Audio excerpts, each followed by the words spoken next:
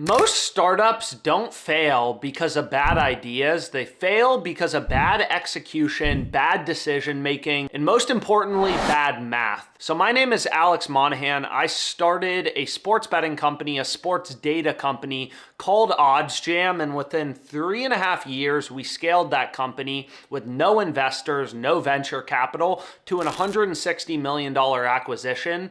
And the point of this video is simply to be educational, to explain to you why most startups fail and how you, in your business, how you can avoid falling into this trap. And what is so important for startup founders is to have an understanding of expected value, how to price risks, and how to make decisions, most importantly, in a quantitative way, how to make business decisions in the best possible way. Every step in your startup should be based in terms of expected value and doing what is best for the business. So without further ado, let's get into some of the reasons why most startups fail and how you can avoid these pitfalls when you're building your company. So over 90% of startups fail. Only a very small percentage of actual startups end up getting acquired. So why is that? A lot of people think, oh, most startups probably fail because of competition, and that is completely not true.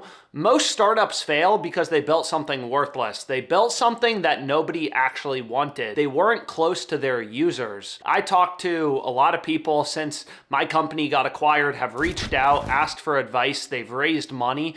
And a lot of people will say, oh, we've been building this for 6 months. And I'll say, okay, have you shown customers your initial version?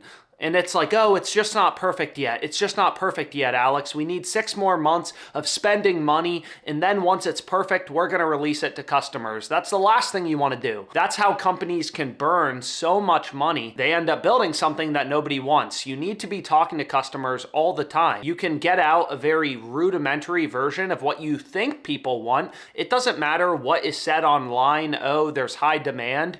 You need to actually be talking to customers. Go through your email list, your waiting list, and literally get on the phone with these people, show them the product that you've started to work on, you've started to build, even if it's only 20% done, and get their feedback. Are we on the right track? Is this something you would be willing to pay for if we ended up building this? And again, you need to take their feedback and actually listen to it, because I hear a lot of other startup founders say, oh, well, this person didn't like it. They're just stupid. They're not stupid. They're the people paying for your product. So you need to listen to them. You need to listen to customers. What do they want? You need to realize that nobody has a crystal ball and can figure out with no market feedback what the world wants. You kind of need to have a rough idea for what you think you're going to build, what you think your business is going to be, and then customers will tell you if you're right or wrong. So what was really nice for me at OddsJam is I'm a user of my own product. I do a ton of content. I did tons of live streams going through, hey, here are my favorite bets for today that I'm finding with OddsJam. And I would see, if there's 1,000 people on my live stream, I see all the comments, all the questions, all the feature requests. So I have a sense of, okay, here's people, a lot of them pay for OddsJam or are prospective customers, and they're literally telling me what they want us to build, what they want to pay for, what they want to see, what they're confused about that maybe we need to do a better job of simplifying or educating our own users on. My number one piece of advice for any founder, it doesn't matter if you raised venture capital or if you didn't raise venture capital, that is completely irrelevant, is you need to move quick so you're not bleeding cash, especially if you raised outside money, because if you have to raise even more money, because you're going to run out of money to pay your engineers, to pay your staff, you are just bleeding capital. And if you continue to raise money, you're just giving up larger and larger percentages of your own company, of your baby, for that venture capital money. This money's not free. A lot of people think raising money is some glamorous thing. You're actually getting a boss. You're giving up board seats. You're getting new bosses. All money comes with strings attached. So I think it's really important to try to ship things out very quickly, to try to stay very lean and constantly be talking to customers. I think the biggest reason I see most startups fail and most founders fail is they try building something that they think people want, and then they realize people don't actually want this, or maybe they do want it, but they're not willing to pay for it. And you don't want to waste 2 years out of your life trying to build something that it turns out nobody's actually going to pay for. So again, the first main reason why startups fail is they build something that people don't want. They don't iterate fast, and they blow a ton of money, a ton of time building a product that ultimately isn't solving a problem for their users, or their users aren't willing to pay for it. So the second reason most startups that reach out to me, and most startups in general, fail is they don't focus on distribution. I personally am a technical person. I studied math and computer science in college, but the hardest part of running OddsJam was marketing, was distribution. There's so many founders who are brilliant engineers, and they kind of view marketing as some low-class job, right? Like, if we build a great product, we'll just flip on ads, and then we'll start making millions and millions of dollars. It is not that easy. You need to be thinking about marketing and distribution arguably more than actually building the product, because you could have the world's best product, and if nobody knows about it, you're never going to make any money. You're never going to get any new leads or customer signups. You need to focus on marketing. So for example, at OddsJam, we tried a bunch of different things for marketing. We tried paid ads, we tried influencers. Some things worked, some things didn't. And when something worked, like organic content, I did a few YouTube videos, and we started to see that our YouTube videos were getting some serious views. We started to double down. So we cut the crap and doubled down on the things that were working. Once we started to have success on YouTube and get 5,000 subscribers, we started to pour resources and more time into making YouTube content that showed off our product, explained how our product worked, and ultimately helped create compelling marketing, essentially compelling content that explained to people why this product makes them money. Sports betting makes them a better sports bettor. So I think it's really critical as a founder from day one to just have in the back of your mind and start testing out, how can we actually market this in a cost-effective way? For some businesses, ads are amazing. For other businesses, ads will never work. They cost way too much money, or the total addressable market on paid search is just too small. So you want to be running tests with all different types of organic marketing and paid marketing. So for example, maybe you set aside a budget of $30,000 for influencer marketing.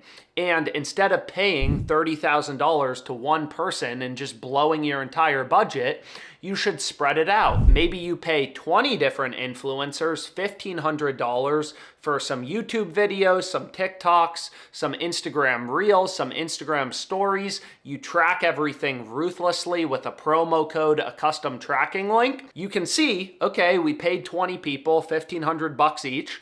What is the net result? Did they all fail? Because if they all fail, maybe influencer marketing isn't for your business. However, maybe half of them fail. They don't get any leads. Some of them are break even, and some of them smash it out of the park. Well, what you can do is just learn, go back to the people who really worked, the people who really converted, who you saw a positive ROI on, and say, hey, instead of paying you $1,500 this month, we want to pay you $10,000, and we want you to do 10 times more work. So you can essentially spread out your bets in influencer marketing. You can zone in on the few people who actually end up converting. Their audience resonates with your product, with your brand, and then you can double down on them. I recommend maybe you have a marketing budget of $200,000, and again, as a founder, you really need to be thinking on marketing and distribution. It is not easy. Customers do not fall out of the sky. Money does not come out of trees, right? You really have to think about, how am I going to get my product in front of customers who actually care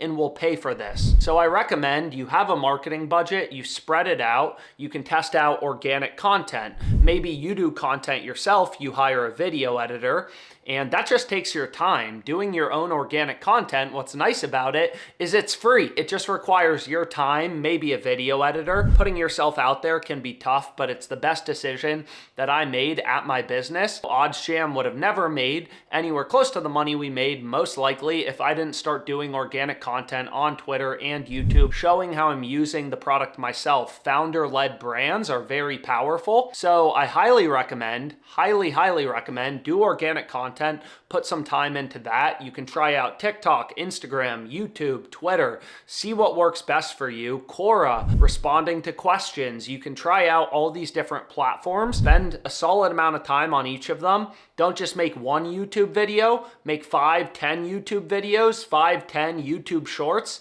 See if anything sticks. Don't just give it one shot. Do the same thing for TikTok, Instagram Reels, then influencer marketing. Find the 30 best influencers, get in contact with them, try to reduce them in cost as much as possible, get them rolling. You can try out paid media, Google search, Facebook. You can try out all these different platforms and ultimately see what works best. And you want to be doing this early on. You cannot develop the perfect product and then start to think about marketing and distribution. You need to be thinking about marketing and distribution from the get-go, because again, if you don't have marketing and distribution, you're worthless. Nobody's gonna see your product, therefore nobody's gonna buy your product. You need to be focusing on marketing distribution from literally day one. So we've gone through 2 of the main reasons why startups fail. The first reason being people don't build something that ultimately customers want. You're not solving a problem for them. The second thing is nailing distribution. You need to be thinking about distribution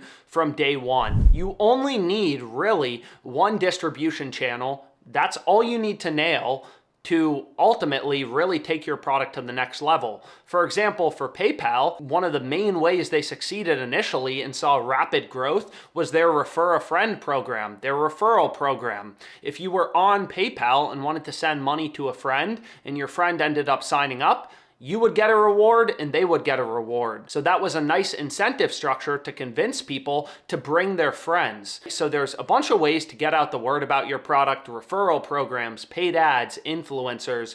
You should try out all of them and see which one sticks for your business and really take it seriously as a founder. So the next reason why most startups fail is founders aren't good at hiring people. They're either using a recruiter, they bring in bad people. If you bring in bad employees, lazy employees, ultimately that's like a cancer in the organization. If you hire too many lazy employees, they're gonna rub off on other employees and everyone's gonna be lazy. As a founder, it is critical to bring in good people who are passionate about your mission. A company is ultimately just a collection of people who are focused on the same goal of driving revenue, of building a particular brand. So in the case of OddsJam, for example, once we started to get some extra traction and we started to have some YouTube videos performing well, I was spending 2, 3, 4 hours a day on customer support. So at some point I realized I need to scale myself. If I'm spending 4 hours a day on customer support, I'm not gonna be able to focus on other higher leverage things like building out new product lines. So what I ended up doing is I found our most passionate user, the guy who was emailing me all the time asking for help and advice and questions. And I said, hey, you clearly really love sports betting. Do you have a full-time job? Do you like your full-time job? Are you interested in a remote job at OddsJam? And he ended up being our first customer support agent. We hired him. He was super passionate about the brand. He worked really hard, and that was our first employee. So as a founder, you constantly want to be outsourcing things that other people can work on and making sure they actually do a good job. There's a difference between delegating and abdicating. There's a difference between just saying, hey, take this over, and not making sure that they're doing a good job. Ideally, when you hire an employee, they do a job at least 90% as well as you were able to. So for example, I got our first customer support rep in the door. His name was Randall. He had a lot of context into the business, into the product. He was a user of the product.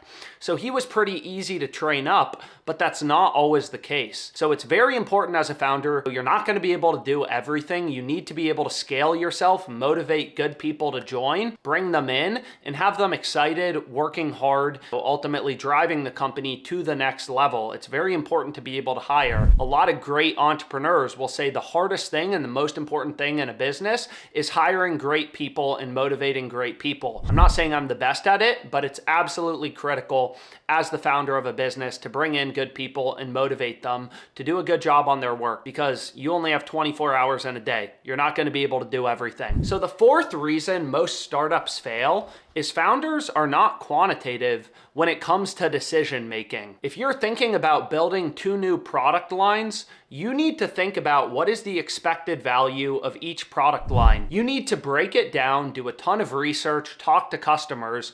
What product has the highest probability of making us the most amount of money? So you literally want to break it down into an expected value equation. Product A has approximately $50,000. That's how much money we think product A is going to make every single month.